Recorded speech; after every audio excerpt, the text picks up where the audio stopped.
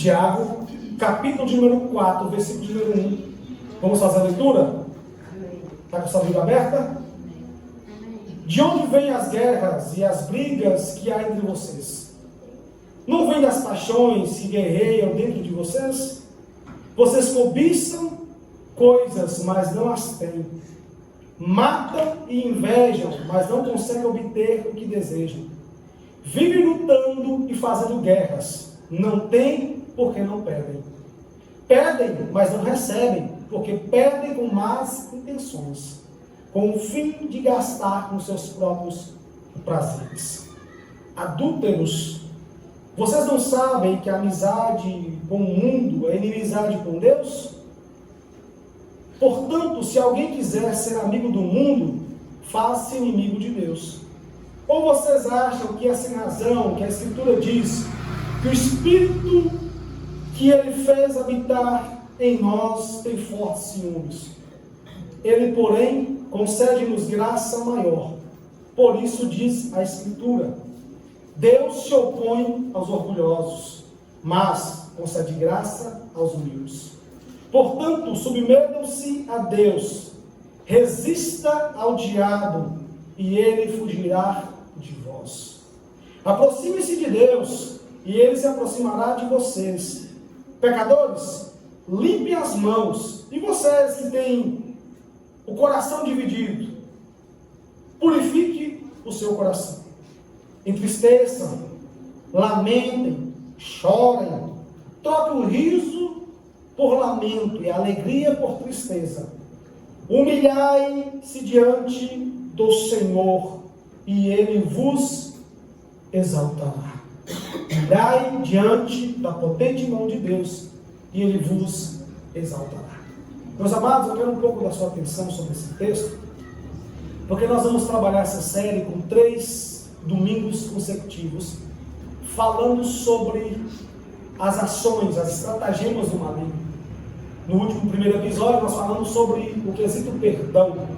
E não somente um perdão individual, mas um perdão coletivo, onde todos, como comunidade, precisa executar perdão para aquele que pecou, mas se arrependeu. Na quarta-feira agora que se passou, eu dei a introdução do livro de Tiago. Eu falei sobre qual é o motivo, qual é verdadeiramente a essência do livro de Tiago e o motivo que essa carta foi escrita. E eu citei muito bem aqui e falei sobre as provações da vida. Eu disse sobre que todo ser humano, em algum momento da sua vida, vai passar por provações. E a provação nunca foi para a pessoa desistir, mas a provação é algo permitido da parte de Deus, para produzir em nós perseverança. E no meio da perseverança, nós vamos ter a nossa fé provada. Vamos tentar olhar e ver onde verdadeiramente está alicerçado a nossa fé. Porque aquele que está em Deus, no tempo de provação, persevera com fé. E não somente fé, mas também vai nos atrair, vai nos fazer clamar a Deus por sabedoria. E novamente no capítulo 1 do livro de Tiago diz o seguinte: olha, não pensem vocês que vai receber alguma coisa da parte de Deus se vocês duvidarem daquilo que vocês pedirem. Vocês precisam pedir, mas pedir com convicção, pedir com certeza, pedir exatamente com fé. Então, a partir daí, do capítulo 1, os capítulos subsequentes do livro de Tiago vai falar sobre cada palavra de forma individual. O capítulo 2, ele vai falar sobre o quesito sabedoria, ou, na verdade, o quesito fé. Fé juntamente com sabedoria. E ele vai dizer o seguinte: olha, a fé não pode ser meramente psicológica. Você não basta dizer que você crê. Você não possa falar que você, eu creio. E ele até vai usar um versículo para nos nortear, no versículo 19 do capítulo 2, dizendo o seguinte: olha, os demônios também creem. Você falar que você acredita não faz diferença. Os demônios também acreditam na evidência de Deus. Os espíritos diabólicos também acreditam na ação divina.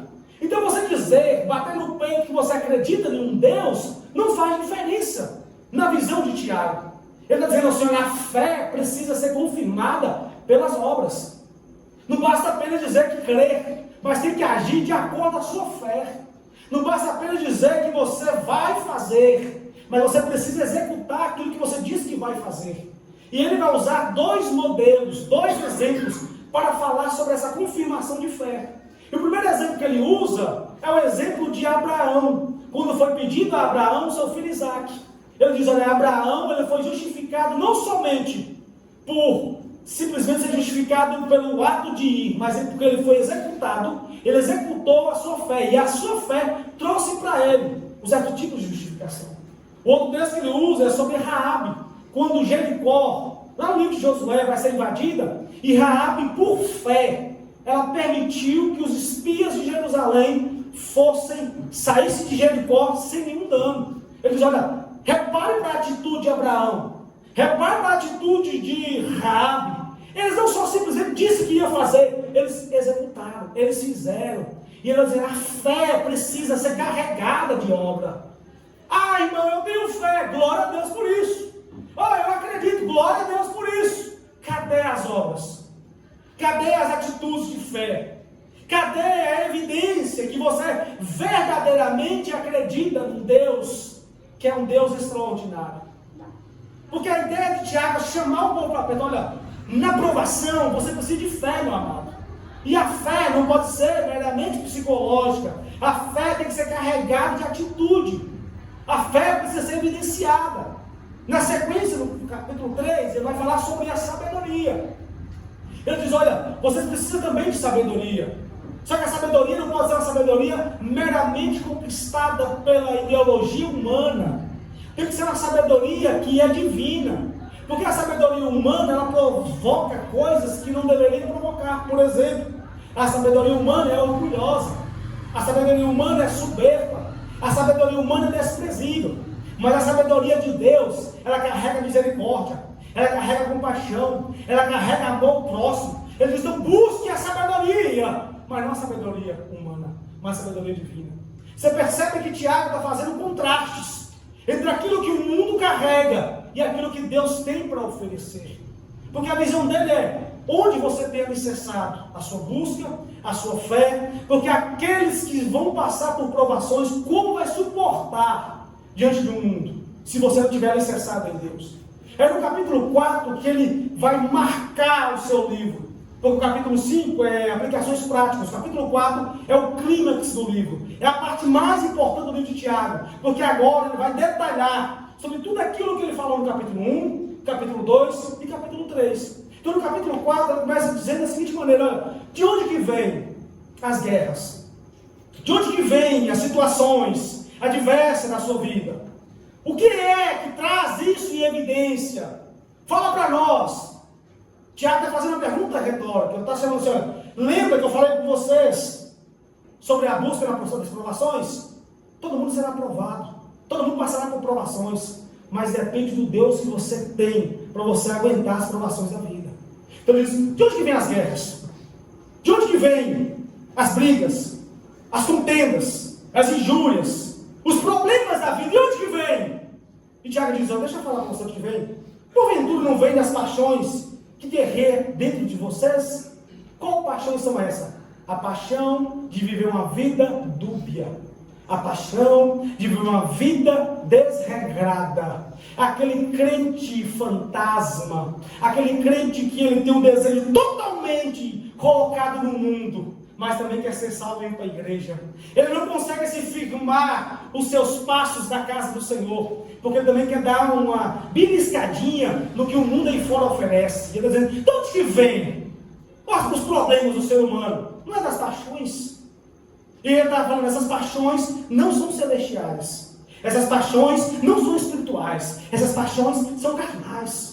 São essas coisas aí que vai trazer evidência, porque nós vamos chegar no nosso propósito, que é sobre as artimanhas de Satanás e como vencê-lo. E eles vão falar sobre o cão no capítulo 7, do versículo 7. Porque antes precisa falar onde está o problema, e como Satanás age, como Satanás evidencia esse problema no coração do ser humano. Então chama uma pessoa para o livro e fala assim, olha para isso aqui. Ele vai dizer assim, vocês cobiçam coisas, mas não têm. Matam, invejam, mas não conseguem obter o que desejam. Vivem lutando e fazendo guerras. Não tem porque não pedem. Isso aqui não é para crente, meu amado. O crente não pode carregar essa evidência. O crente não pode ter uma vida de cobiça, de matança, de inveja, de desejos que vai ao contrário à palavra de Deus. O texto está dizendo, olha, essas pessoas que estão aí pedindo e não recebem, por que não recebem? Porque poderia aparecer alguém e falar assim, olha, eu estou orando, eu estou pedindo, eu estou clamando, por que eu não estou obtendo? E ele vai responder, sabe por que vocês não recebem? Sabe por que vocês não obtêm? Primeiro, que o seu ideal não é Cristo. A vontade sua não está totalmente em Cristo, está divididos. Segundo, vocês pedem, mas não recebem. Por que não recebem? Pedem, mas não recebem, porque pedem com más intenções, com o fim de gastar nos seus prazeres. Aquela ideia é para a glória de Deus. O que você tem colocado diante de Deus é para a glória de Deus, ou é para a sua devida glória? O que você tem pedido a Deus? O que você tem clamado a Deus? Você sabe, irmãos, isso aqui eu abro uma lacuna para dizer o seguinte: o crente ninja, o crente que carrega uma vida totalmente desregrada, totalmente alheia às coisas de Deus, mas quando a situação aperta, ele vai lá com a cara mais lavada do mundo. Ô Senhor, tem misericórdia de mim. Ainda bem que é Deus, ainda bem que é Jesus, ainda bem que é o Salvador que vai ouvir a sua oração, porque se fosse qualquer outro ser, você não receberia nada. Porque o crente acha que Deus não conhece a sua estrutura interna, não conhece a sua vida desregrada, parecendo que Deus fosse alguém que não é onipresente, onipotente, onisciente, para saber quem somos nós. Irmãos, sugesta que o ser humano funciona, com Deus não. Nós podemos tentar enganar, mentir para pessoas, com Deus não funciona assim. E o que Tiago está dizendo, senhora, eu quero que vocês despertem, porque a ideia de Tiago, presbítero, é sabedoria. Você precisa ter sabedoria. A vida cristã é uma vida fácil de lidar. Quando você a vive de acordo com a palavra verdadeira revelada para você. E a palavra ela se transforma um pouco dura, mas é necessário para nós enfrentarmos as atividades de Satanás. Satanás não brinca de ser cão, irmão. Satanás não brinca de ser opressor. Satanás não brinca de ser o ser maligno, diabólico, destruidor. Mas nós brincamos todos os dias de sermos cristãos. E é por isso que é necessário e é evidente essa carta para nós. Porque ele diz o seguinte, e aí vai usar aqui a expressão 4, que eu nem gosto de falar, ele vai dizer assim, ó, adúlteros. A expressão adúlteros aqui está dizendo assim, olha, vocês têm uma aliança com Deus, mas flertam com o mundo. Como assim? Você se posiciona como cristão, mas se lambuza com o que o mundo oferece para vocês. E o que eu estou dizendo aqui é sobre os prazeres que o mundo dá, sobre as coisas que o mundo oferece. Você serve a Deus na casa de Deus, mas também serve o mundo nos prazeres que o mundo oferece. E nós sabemos muito bem, irmãos, o que é certo e o que é errado. Nós não precisamos nem ler para saber o que o cristão pode e o que o cristão não pode fazer. E aí isso aqui é tão grave, Charlene, porque ele está dizendo assim, olha, adúlteros. Se vocês pegaram as 3 mensagens de João na série Ezequiel, o Evangelho de Ezequiel, você viu o quanto é doloroso a sentença do adultério em Ezequiel 16. O quanto Deus se ficou indignado com a nação israelita quando trocou ele por outros deuses. Como fez o papel de prostituta, de adúltera, diante do que Deus fez por elas. Aqui, Tiago fala assim, vocês que vivem uma vida dúbia, que flerta com o mundo aí fora, que vivem uma vida que não é uma vida que evidencia Cristo em ti, mas fica trocando prazeres adúlteros. Irmãos, se nós sermos chamados dessa palavra, é tão doloroso, talvez para você não tenha serventia nenhuma, mas para mim tem. Eu me sinto envergonhado. É como se Deus dissesse para nós, estão faltando em vocês caráter. Vocês estão vivendo uma vida dúbia. A vida cristã não pode ser uma vida entre 2 pensamentos, cochear entre 2 situações. Ou você serve a Deus e faz aquilo que Ele deseja, ou você não serve. como aconteceu na situação de Elias no Monte Carmelo, quando ele vai confrontar os 700 profetas de Baal. Ele vai dizer: escolhe, pois, hoje quem é o vosso Deus. Se é Baal, sigam-o, mas se é Yahvé, o Deus criador dos céus e da terra, vocês devem abandonar a sua vida pecaminosa e o segui-lo. Para se ver no mundo, qualquer coisa serve, qualquer coisa dá certo, está tudo bem. Mas para viver uma vida em Deus, você necessita de ter uma vida de reverência, de temor e de renúncia. Deus não se comporta como Deus neste mundo. Deus é santo, Deus é irrepreensível, Deus é perfeito, e o mínimo que Ele espera de nós é uma vida totalmente entregue a Ele. Tu já vês adúlteros? Eu me sinto envergonhado de eu ler esse texto. Eu falo, eu preciso cada vez mais melhorar a minha forma de adorar a Deus. E aqui eu não estou usando a expressão legalista, que pode e que não pode, estou dizendo o que é que o cristão deve fazer. E aí nós vamos o seguinte: vocês não sabem que a amizade com o mundo é inimizade com Deus? Isso aqui é forte demais. Olha, vocês não sabem que vocês, quando se faz aliança com o mundo, isso gera uma inimizade contra Deus? A pergunta que eu faço para a igreja: você é amigo ou inimigo de Deus? Como às vezes eu brinco com a minha esposa dentro de casa: você é minha inimiga ou minha amiga? Porque a sua atitude demonstra quem é você na casa de Deus. E não precisa ninguém apontar, você sabe quem é você. Você sabe como você tem se portado. E às vezes, irmão, gera uma indignação tão grande. Eu imagino a indignação de Deus. Eu imagino o que Deus fez, entregando o seu próprio Filho para ganhar pecadores, para salvar pecadores. Ele diz: olha, o seu pecado será coberto pelo sangue de Cristo, arrependa. Mas nós íamos para a casa de Deus e ainda continuamos tendo relacionamento com o mundo aí fora. E eu não estou dizendo de você viver no mundo, não. É de você praticar o que Deus condena. É você de gastar mais tempo com as coisas que o mundo te oferece, que é com Deus. Eu digo: você é adulta. Porventura vocês não sabem que existe aí uma inimizade? Depois diz o seguinte: ou vocês acham que é sem razão? Aqui, ó. Portanto, se alguém quiser ser amigo do mundo, faça inimigo de Deus. Quer ser amigo do mundo, irmãos? Eu quero. É inimigo de Deus. A pergunta é: quem é inimigo de Deus pode ser salvo? Quem é inimigo de Deus pode ter os benefícios do reino? Porque tem muita gente que acha que consegue ludibriar Deus e não consegue. Deus conhece, Deus sabe como está o seu relacionamento com Deus. Não é nem o centro da minha mensagem, mas eu preciso falar isso. Como está o seu relacionamento com Deus? Porque se a sua vida tem mais do mundo do que de Deus, tem algo errado. Você precisa urgentemente reavaliar a sua postura. Você precisa urgentemente reavaliar o seu comportamento de cristão.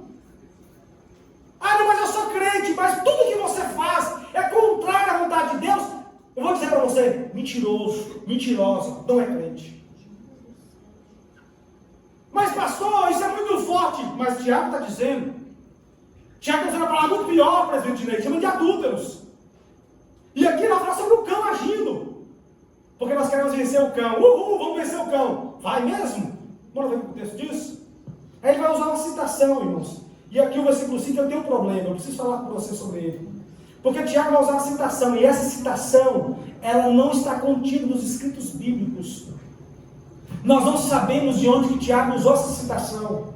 E Tiago vai usar um texto que gera um certo tipo de conflito. Eu preciso ser um pouquinho técnico aqui, para que você entenda. Ele diz assim, ó, versículo 5. Ou vocês não acham que é sem razão, que a Escritura diz que o Espírito que Ele fez habitar em nós tem fortes ciúmes?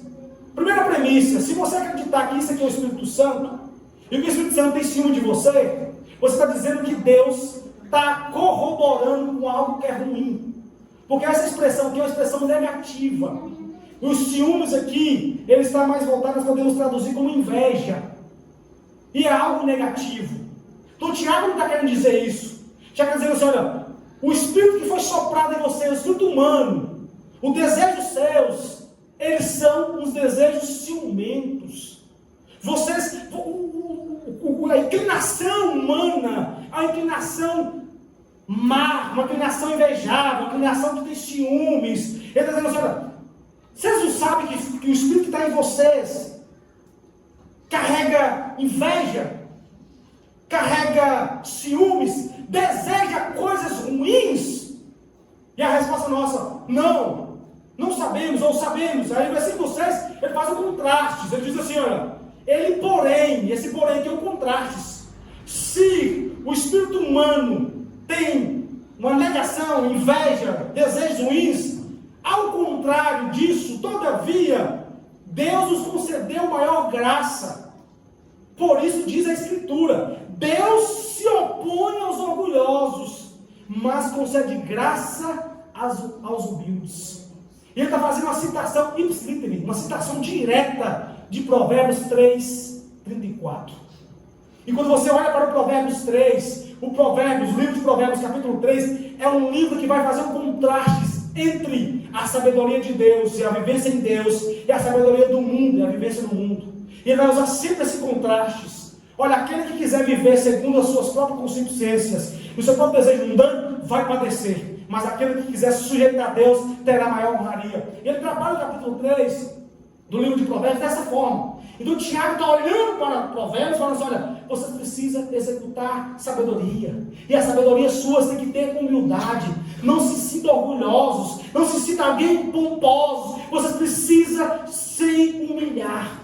E aí o versículo 7, que é a nossa parte principal. Depois que ele fala sobre tudo isso, ele diz, portanto, porque vocês sabem que Deus concede graça aos humildes, porque vocês sabem que os humildes alcançarão alguma coisa diante de Deus por causa disso, vocês devem se sujeitar a Deus. Ele está dizendo, os arrogantes não terão nada com Deus. Aqueles que têm uma aliança com o mundo não terão nada diante de Deus. Aqueles que têm uma amizade com o mundo não terão nada diante de Deus. Mas aqueles que são humildes, aqueles que recebem a graça, você precisa aqui, irmãos, é uma exortação da parte de Tiago, chamando a igreja para uma devoção a Deus. Submeta-se a Deus. Se entregue a Deus. Viva uma vida digna em Deus. Não vive uma vida dúbia. Não vive uma vida estranha ao olhar de Deus. Depois você fala, primeiro passo, submeta a Deus. E qual é o próximo passo? Agora sim. Depois que você se submete a Deus, agora sim, você tem uma capacidade de quê? De resistir a Satanás.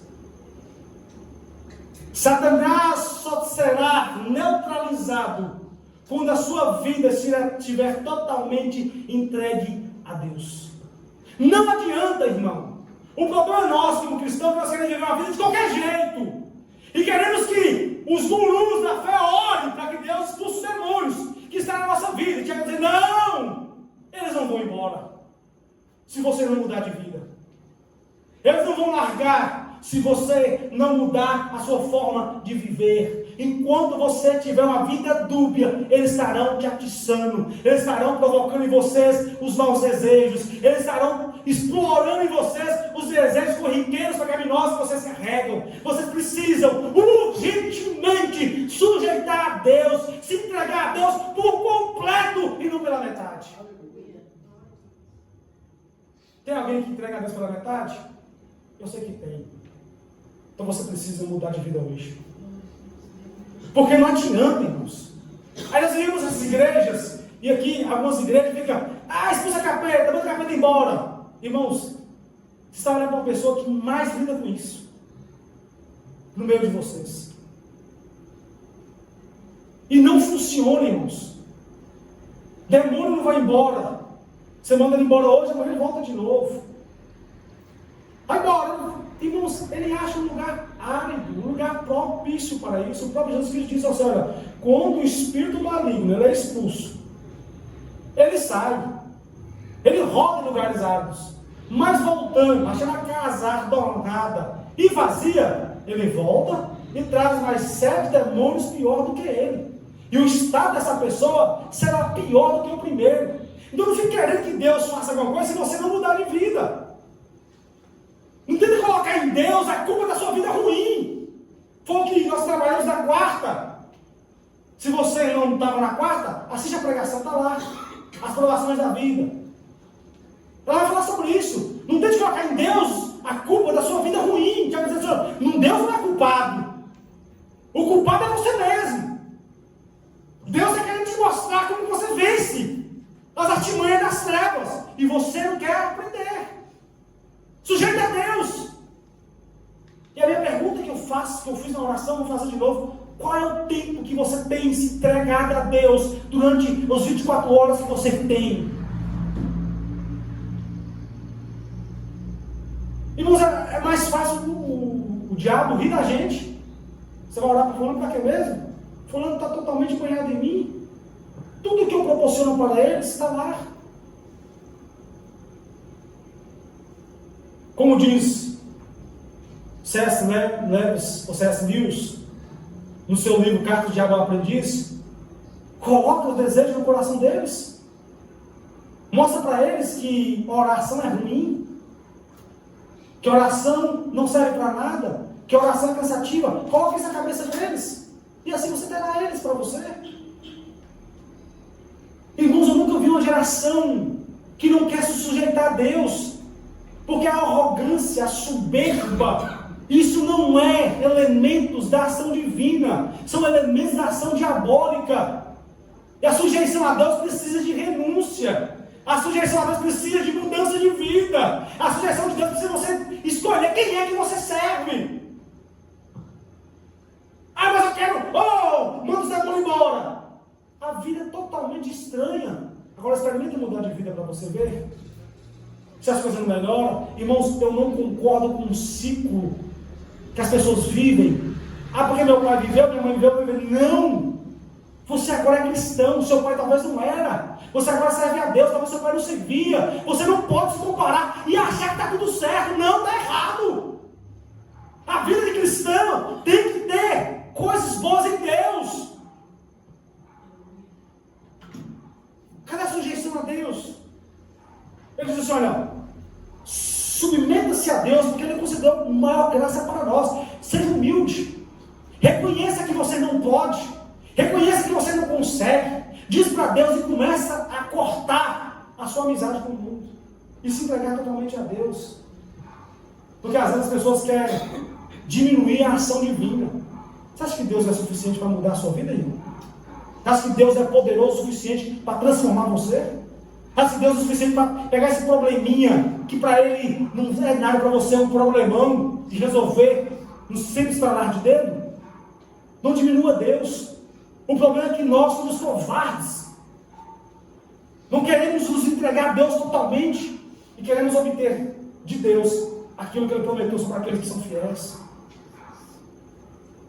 Quer continuar? Ele dizendo: quer vencer o maligno? Primeiro, submeta-se a Deus. Segundo, ele vai cair para dentro de você. O Satanás vai atacar. Resista. Tiago não falou expulse, manda embora, dá ordem, não. Resista ao diabo. E o que vai acontecer quando eu resistir ao diabo, submetendo a Deus, Tiago? Ele vai fugir de vocês. Você acha que Deus vai ver Satanás te atacando e você fazendo, submetendo a ele e deixar Satanás te atacando, irmãos? Satanás vai fugir. A ideia do texto é: olha, não deixa essas coisas atrapalharem na sua devoção a Deus. Permaneça firmes com Ele. E resista ao maligno. Depois você vai ter o seguinte: aproxime-se de Deus. E Ele se aproximará de vocês. Isso aqui é muito didático. Você quer que Deus mude a sua vida? Quero. Aproxime-se dele. Como? Com humildade. Entendendo que você nada pode. Entendendo que você não tem capacidade nenhuma, mas Deus tem toda a capacidade. Reconhecendo que você é falho e fraco. E consertando aquilo que está errado na sua vida. Depois eu digo o seguinte. Estou finalizando porque quando é meio duro assim, precisa dar uma freada. Depois eu digo o seguinte. Pecadores, limpe as mãos. E vocês que têm o coração dividido. Ou um duplo coração. Purifique-o. Sabe o que ele está falando aqui?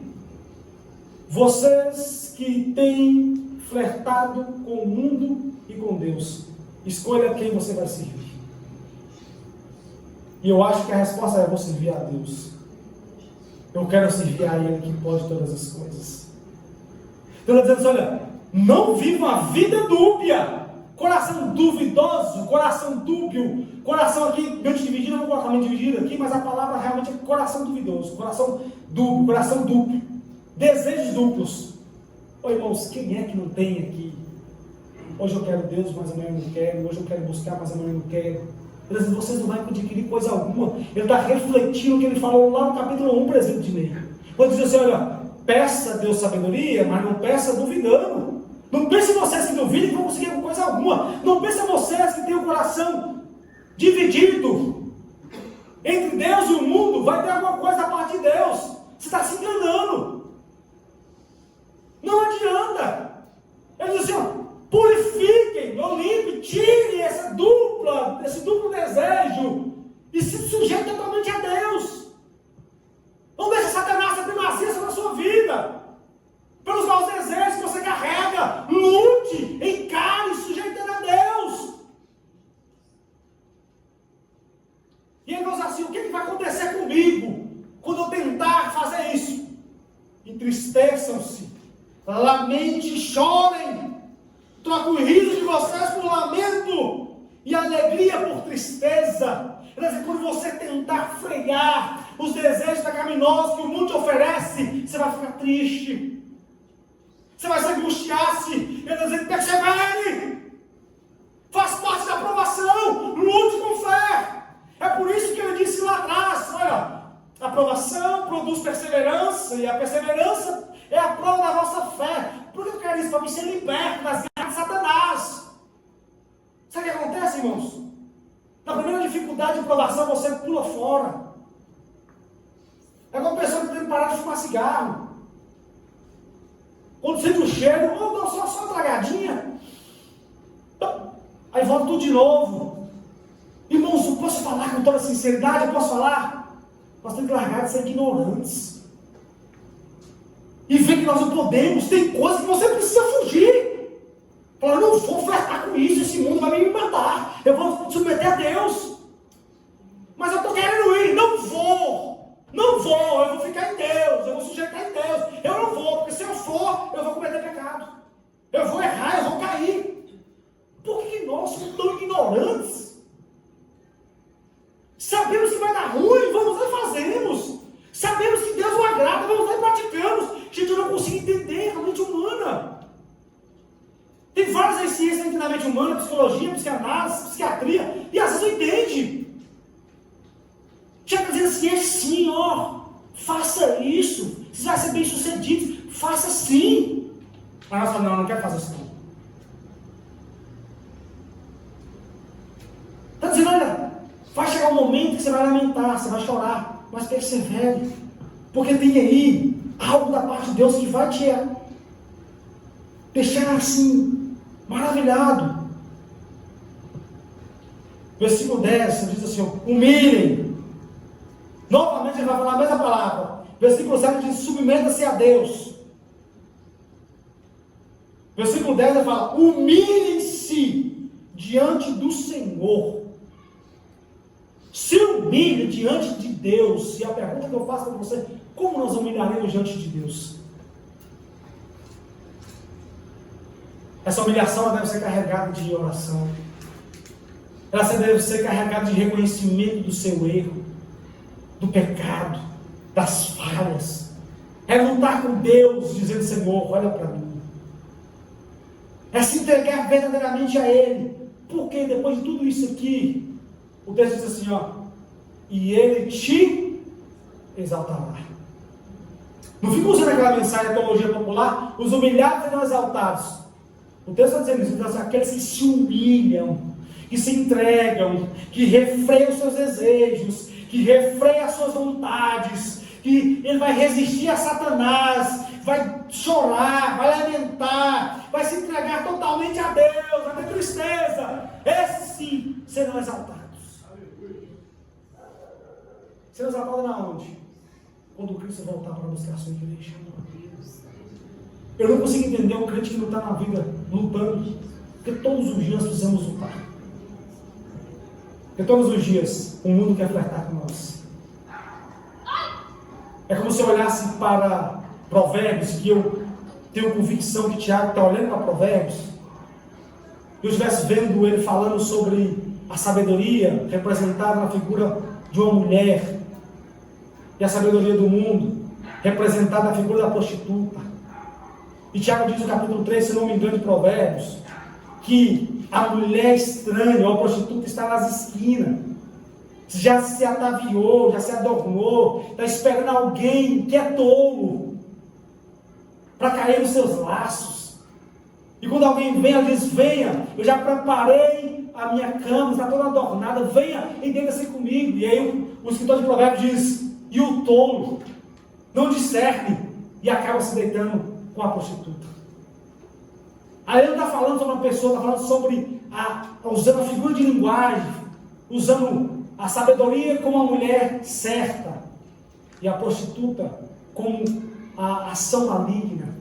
O que Tiago está trazendo para nós aqui é, olha, vocês precisam de sabedoria para resistir às estratagemas de Satanás. Vocês precisam de fé para resistir às estratagemas de Satanás. Vocês precisam de humildade para resistir às estratagemas de Satanás. Sem isso vocês não conseguem. Busque sabedoria. E para você buscar sabedoria, precisa de fé. E se humilhe diante de Deus. Somente assim você vai conseguir resistir às ações diabólicas de Satanás. Perceba-se que no início do capítulo 4, Tiago está dizendo que as paixões, as intenções é nossa, mas quem as intensifica é o cão. Ele está dizendo assim, vocês vão sempre guerrear com as paixões do seu coração, mas vocês vão saber como, quem vai vencer. Se você sujeitar a Deus, se entregar a Deus, Deus vencerá por você. Você vai sair dessa situação, mas se você se entregar aos prazeres deste mundo, Satanás vai te vencer. A minha pergunta que não quer calar nesta noite, quantas batalhas você tem perdido? Porque você não consegue ser humilde o suficiente para se humilhar diante de Deus. Irmãos, nós temos que urgentemente voltar para a nossa configuração de fábrica e buscar Deus na sua essência, com humildade, pedindo a Ele sabedoria, porque nós não temos sabedoria para lidar com as situações do mundo. Nós temos que olhar para tudo isso que nós vamos falar aqui e lembrar, nós só vamos vencer Satanás quando nós nos sujeitarmos a Deus e resistirmos a Ele. Não tem vencimento do espírito diabólico se você não sujeitar a Deus. Isso é contraditório, irmãos. Então, por isso que eu não acredito que pessoas que vivem uma vida totalmente afundada no pecado deste mundo falar que Deus está ajudando. Não, as consequências da vida. Deus ajuda aqueles que verdadeiramente se entregam para Ele. E Ele diz assim, você não vai ser neutralizado de todas as dificuldades, vai ter dificuldades, mas vão ter sabedoria, discernimento e capacidade para vencê-las. Satanás vai nos atacar, mas esteja firmes, fiéis com a fé ativa. E a fé não pode ser só simplesmente pensar, eu tenho fé, não, haja. Tem um pecado de estimação aí? Tem um desejo aí? Haja com fé. E como é que eu ajo com fé? Lutando contra isso, tomando atitude, orando, evitando, até que Deus te faça ser exaltado através da sua graça e da sua misericórdia. Amém?